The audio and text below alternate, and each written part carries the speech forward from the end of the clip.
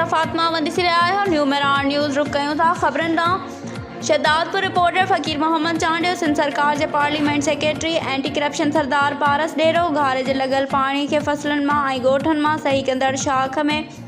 lift machine ज़रिए कढाइण वक़्तु मीडिया सां ॻाल्हाईंदे हुन चयो त राति ॾींहुं हिकु करे रोहिड़ी केनाल खे लॻल घारे खे बंदि कराए ऐं इलाइक़े जे फाथल माण्हुनि खे पब्लिक स्कूल समेत ॿियनि स्कूलनि में आरज़ी तरसायो वियो आहे ऐं माण्हुनि खे खाध खुराक समेत डॉक्टरनि जूं टीमूं मुख़्तलिफ़ स्कूलनि समेत पब्लिक स्कूल में